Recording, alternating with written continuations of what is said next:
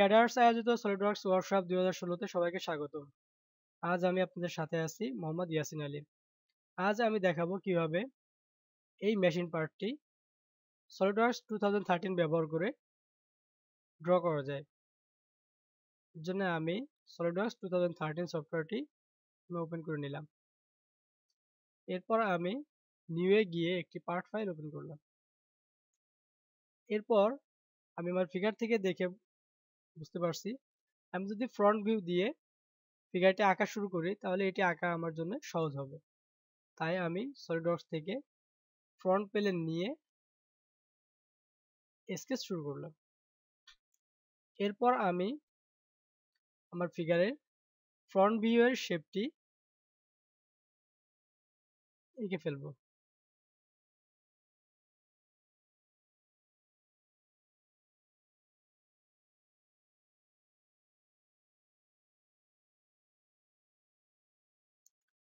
এইখানে যে সার্কেলটি আছে আমি দেখতে পারছি এই বাইরের সার্কেলটির রেডিয়াস আমার এই যে সলিড বডিটির থিকনেসের সমান, এখান থেকে এই পর্যন্ত অর্থাৎ থিকনেসের সমান।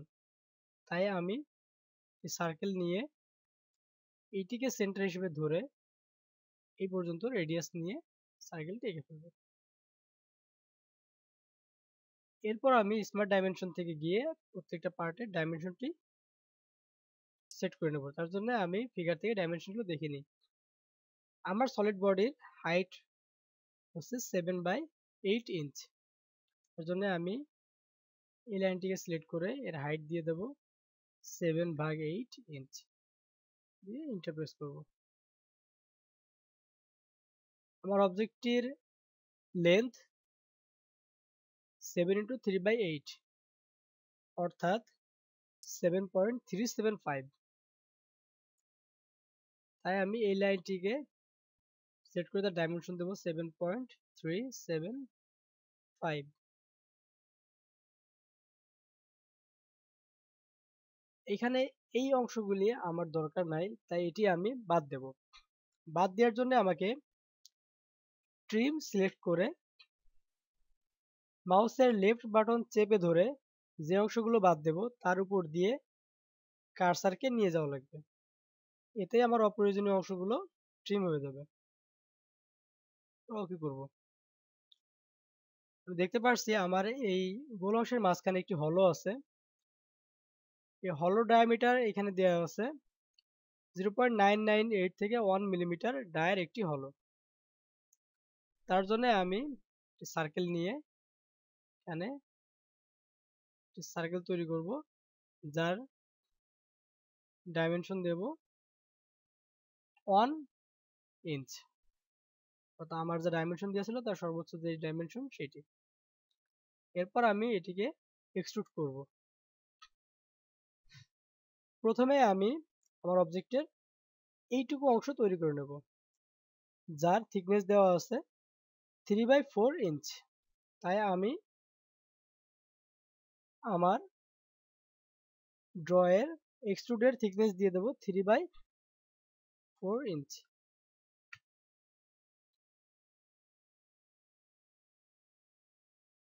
এখন আমার যে অবজেক্টটি তৈরি হয়েছে তার ব্যাক সাইডে আমি ফিগার থেকে দেখতে পাচ্ছি এখানে একটি ইনক্লাইন্ড অংশ আছে, এই ইনক্লাইন্ড অংশটি এঁকে নেব। এর জন্য আমাকে কিবোর্ডের স্পেস চেপে ব্যাক সাইড ভিউটি সিলেক্ট করে নিতে হবে। এখন আমাকে এই সারফেসে একটি প্লেন নেওয়া লাগবে। প্লেন নেওয়ার জন্য আমরা ফিচারে গেলেই আমাদের যদি কোনো স্কেচ থেকে থাকে স্কেচটি এক্সিট করার পরে ফিচারে গেলেই আমরা এখানে দেখতে পাবো রেফারেন্স জিওমেট্রি দেওয়া আছে। যদি ক্লিক করলে আমাদের বিভিন্ন অপশন আসবে, এখান থেকে আমরা প্লেনের অপশনটি সিলেক্ট করব। করার পর যেই সারফেসের সাপেক্ষে আমরা প্লেনটা নিতে চাই সেই সারফেসে ক্লিক করব। এখানে আমাদের দেখাচ্ছে ফুললি ডিফাইন্ড, অর্থাৎ একটি প্লেন নেওয়ার জন্য যে যে প্যারামিটার দেওয়া লাগে আমাদের সবকিছু দেওয়া হয়ে গেছে। এখানে আমাদের দেখাচ্ছে, আমরা একটু ঘোরালে দেখতে পারবো আমরা নতুন যে প্লেনটি নিয়েছি সেটা আমাদের সারফেস থেকে একটু দূরে আছে, সেই দূরত্বটা এখানে দেখিয়ে দিচ্ছেন। কিন্তু আমাদের প্লেনটি লাগবে সারফেসের সাথেই লেগে আছে এমন ভাবে, অর্থাৎ কোনো ডিস্টেন্স থাকবে না। তাই আমরা ডিস্টেন্সকে 0 দিয়ে এন্টার দেব, দিয়ে ওকে করব। আবার ব্যাক সাইড ভিউটি নিয়ে নিলাম। আমাদের প্লেনটি আমরা দেখতে পাচ্ছি। প্লেনটিকে যদি ছোট বড় করার দরকার হয়, তাহলে আমরা পিকচার যেভাবে ছোট বড় করি সেভাবে, পিকচার বা ভিডিও প্লেয়ারের ভিডিও যেভাবে ছোট বড় করি সেভাবে এটিকে ছোট বড় করে নিতে পারবো। এই প্লেনে ড্র করার জন্য আমাদেরকে প্লেনটিকে সিলেক্ট করে স্কেচ করতে হবে। এখানে দেখাচ্ছে আমাদের প্লেনটিতে স্কেচ। এখন যদি আমরা স্কেচ করি, স্কেচটি প্লেনটিতে তৈরি হবে। এখন আমরা দেখি এই শেষ প্রান্ত থেকে 1 × 5/8 ডিস্টেন্সে, অর্থাৎ 1.625 ডিস্টেন্সে এসে 60 ডিগ্রি ইনক্লাইন্ড হয়ে উপরের দিকে উঠে গেছে। এর জন্য আমরা এই লাইনের শেষ প্রান্ত থেকে প্রথমে এদিকে এসে একটি ইনক্লাইন লাইন ড্র করব।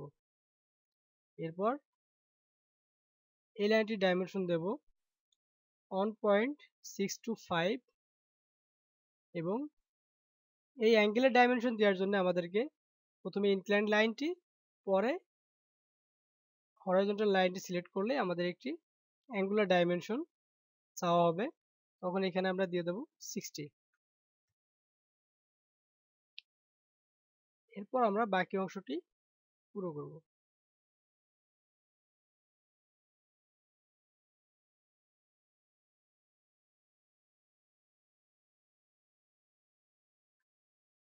এখন আমরা আমাদের এই অংশটুকু ডিলিট করে দিতে পারি, কারণ এই অংশটুকু আমাদের আর কোনো প্রয়োজন নাই। এবার আমি আমার এখন আঁকা যে অংশটুকু সেটিকে এক্সট্রুড করব। কতটুকু এক্সট্রুড করব সেটি আমি এখান থেকে দেখে নিই। এখানে টোটাল এই ফাঁকা অংশটুকু আছে 7/8 ইঞ্চ। আমি এর অর্ধেক পর্যন্ত এক্সট্রুড করব, অর্থাৎ 7/16 ইঞ্চ।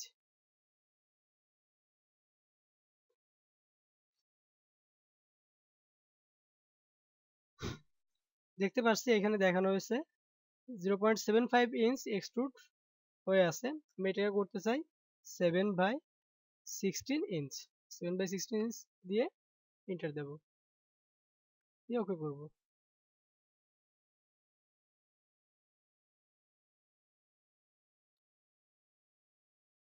আমার ফিগারের অর্ধেকটা আমার তৈরি হয়ে গেছে। যেহেতু এই অংশটুকু সিমেট্রিক, তাই বাকি অর্ধেকটুকু তৈরি করতে আমরা মিরর অপশনটির সাহায্য নেব। মিরর করার জন্য আমাদেরকে ফিচারে যে মিরর অপশনটি সিলেক্ট করতে হবে। এখানে আমরা দেখতে পাচ্ছি মিরর ফেস অর প্লেন, অর্থাৎ কোন ফেস অথবা প্লেনের সাপেক্ষে মিররটি করা হবে সেটি আমাদেরকে সিলেক্ট করে দিতে হবে। এখানে আমরা এই ফেসটির সাপেক্ষে মিরর করব, তাই এখানে আমরা এই ফেসটি সিলেক্ট করে দিলাম। ফেস অন সিলেক্ট হয়ে গেছে। এরপর আমরা এখানে দেখতে পাচ্ছি বডিজ টু মিরর, অর্থাৎ কোন বডিটি আমাদেরকে মিরর করা লাগবে সেটি আমাদেরকে সিলেক্ট করে দেওয়া লাগবে। আমরা পুরো বডিটাই মিরর করতে চাই, তাই আমরা বডি টু মিররে গিয়ে এই বডিতে ক্লিক করলে আমাদের পুরো বডিটা সিলেক্ট হয়ে যাবে। এখানে হলুদ রং দিয়ে আমাদেরকে প্রিভিউ দেখানো হচ্ছে যে মিরর করার পর পুরো ব্যাপারটা দেখতে এমন হবে। ওকে করলেই মিররটি হয়ে যাবে। তো আমরা দেখতে পাচ্ছি আমাদের অবজেক্টের এই অংশটুকু তৈরি হয়ে গেছে। এখন আমাদের এই অংশটুকু এবং এই অংশটুকু তৈরি করা লাগবে। এই স্লটটি কাটার জন্য আমরা দেখতে পাচ্ছি এটি শেষ প্রান্ত থেকে অনপূর্ণ 5/8 এবং অনপূর্ণ 3/4, অর্থাৎ টোটাল এই প্রান্ত থেকে 3.375 ইঞ্চি দূরে 75 ডিগ্রির একটি ইনক্লাইন্ড এজ আমাদের এখানে আছে। এর জন্য আমাদেরকে প্রথমে যেহেতু এটি আমাদের আছে ফ্রন্ট প্লেনে, তাই আমাদেরকে ফ্রন্ট প্লেনটি সিলেক্ট করে নেওয়া লাগবে। ফ্রন্ট প্লেনটা স্কেচ করার জন্য আমরা ফ্রন্ট প্লেন সিলেক্ট করে স্কেচ শুরু করব। এখন আমি এখান থেকে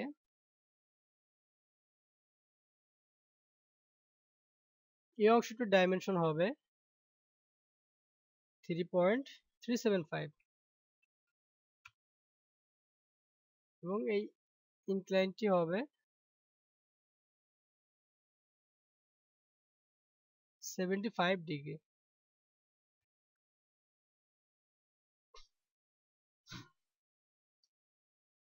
এরপর এই স্লটের এই ডিস্টেন্সটি হবে 1 ইঞ্চ,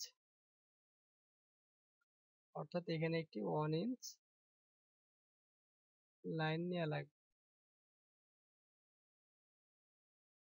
অর্থাৎ এই লাইনটির ডাইমেনশন হবে 1।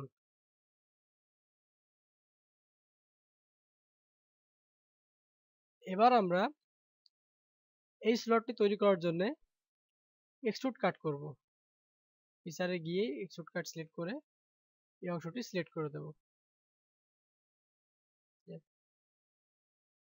ফিগার থেকে দেখতে পাচ্ছি আমাদের এক্সট্রুড কাট করা লাগবে 3/4 ইঞ্চ, তাই আমরা এখানে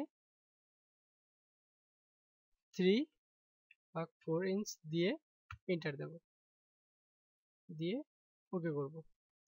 আমাদের স্লটটি তৈরি হয়ে গেছে।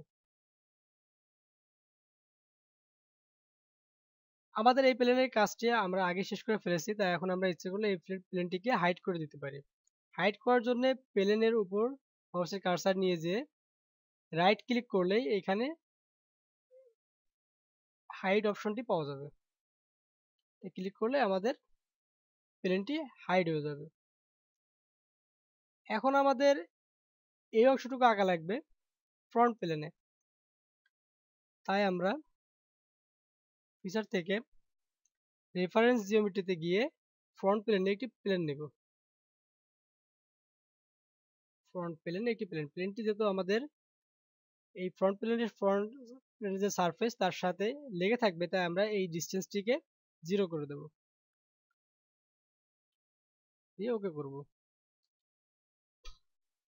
আমরা ফ্রন্ট ভিউটি নিয়ে নিই। আমরা প্লেনটিকে আমাদের ইচ্ছা মতো বড় করে নিতে পারবো।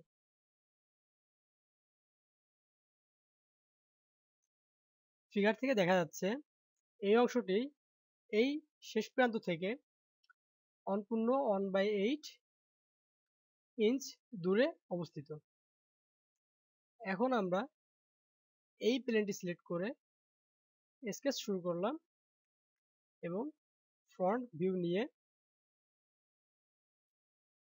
এই প্রান্ত থেকে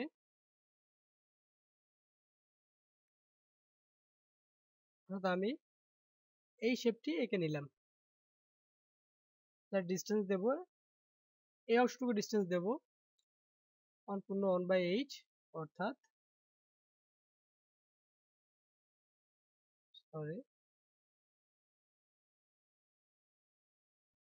1.125 ইঞ্চ এবং এই হাইটটি আমাদের ক্যালকুলেশন করে বের করে নেওয়া লাগবে। এই টোটাল হাইট 2.25 এবং এইটুকু ডিস্টেন্স 0.875, অর্থাৎ আমরা ক্যালকুলেশন করলে পাই এই হাইটটুকু 1.375 ইঞ্চ, অর্থাৎ আমরা এই অংশটুকু ডাইমেনশন দেব 1.375 ইঞ্চ এবং এই অংশটুকু ডাইমেনশন হবে 3/4 ইঞ্চ। 3/4।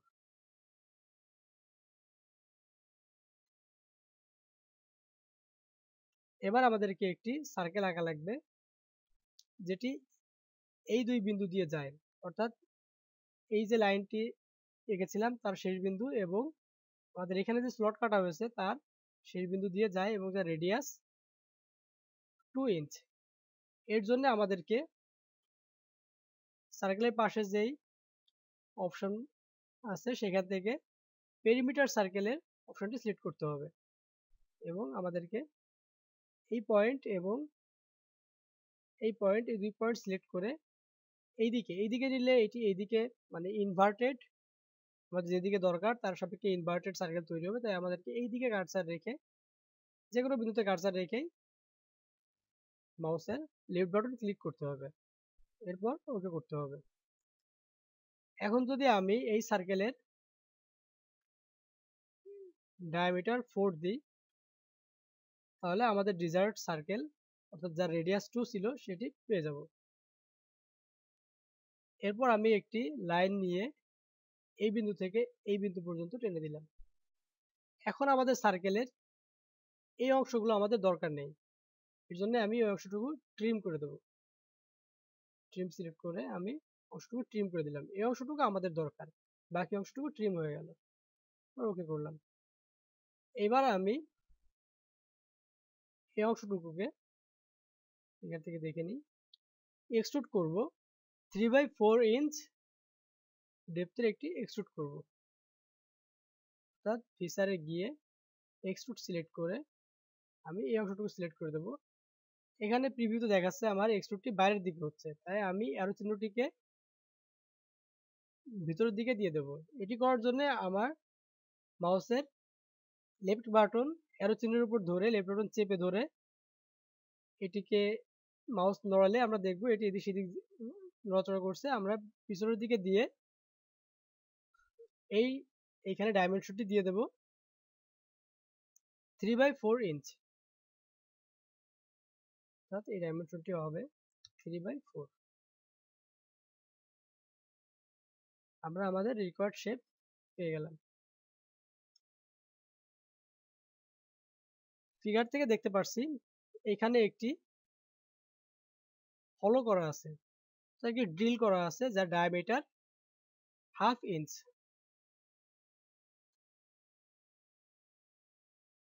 এই ড্রিলের সেন্টার নির্দেশ করা আছে এই রেখা দ্বারা, অর্থাৎ এইখান থেকে এই পর্যন্ত দূরত্ব আমরা এই ডাইমেনশন গুলোকে যোগ করলে পাবো এবং টোটাল লেন্থ থেকে যদি এই ডিস্টেন্সটিকে আমরা বাদ দিই তাহলে আমরা এই ডিস্টেন্সটি পেয়ে যাব এবং এই ফ্রন্ট সারফেস থেকে কত দূরে সেটি এই পাশে দেওয়া আছে 1.5।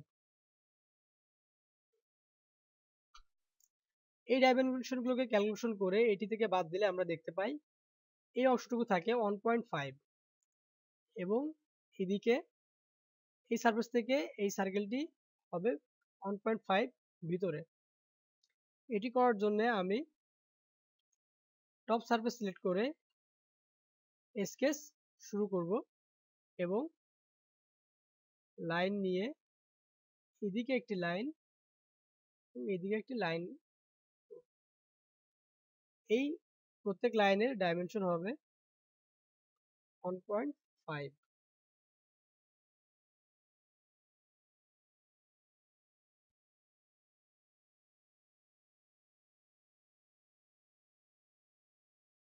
এখন আমি একটি সার্কেল নিয়ে এখান থেকে একটি সার্কেল নেব, সার্কেল নিয়ে এখানে একটি সার্কেল আঁকবো এবং এই সার্কেলের ডাইমেনশন দেব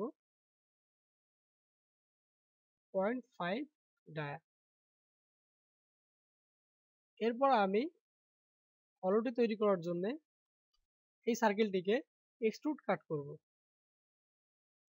ফিচারে গিয়ে এক্সট্রুড কাট সিলেক্ট করে আমি এই সার্কেলটিকে সিলেক্ট করে দেব।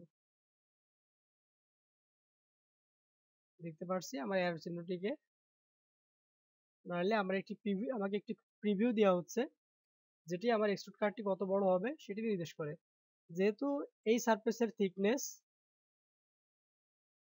7/8 ইঞ্চ তাই আমরা এক্সট্রুড কাটের থিকনেস দেব 7/8 ইঞ্চ। ওকে করলে আমরা দেখতে পারবো আমাদের রিকোয়ার্ড হলোটি হয়ে গেছে।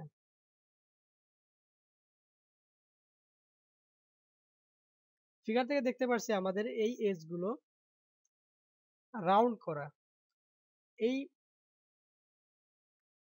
এই ফিচারটিকে বলা হয় ফিলেট। ফিলেট করার জন্য আমাদেরকে যে এজটিকে আমরা ফিলেট করতে চাই, ফিচারের ফিলেট অপশনটি ক্লিক করে ওই এজটি সিলেক্ট করতে হবে এবং আমরা যে ফিলেট করবো তার রেডিয়াস কত হবে এইখানে সেটি দিয়ে দেওয়া লাগবে। ফিগার থেকে আমরা দেখতে পাই এই এজটির ফিলেট রেডিয়াস 5/16 ইঞ্চ, তাই আমরা এখানে দিয়ে দেব 5/16। ওকে করলে আমাদের ফিলেটটি হয়ে যাবে। যেহেতু এই প্লেনটি আমাদের এখন কোনো কাজে লাগবে না, তাই এটি আমরা হিডেন করে দিলাম। এখন আমরা এই এজটি ফিলেট করব যার ফিলেট রেডিয়াস 1/8। যেহেতু এই এজ এবং এই দুইটি এজ প্রত্যেকেরই ফিলেট রেডিয়াস 1/8, তাই আমরা একবার ফিলেট চেপে এই তিনটি এজকেই সিলেক্ট করে দিতে পারবো।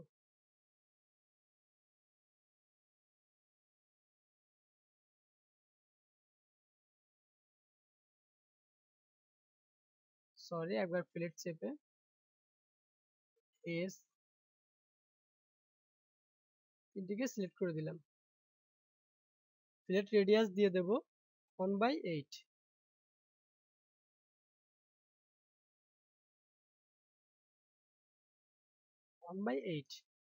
দিয়ে ওকে করলাম। আমাদের তিনটি ফিলেটই একসাথে সম্পন্ন হয়েছে।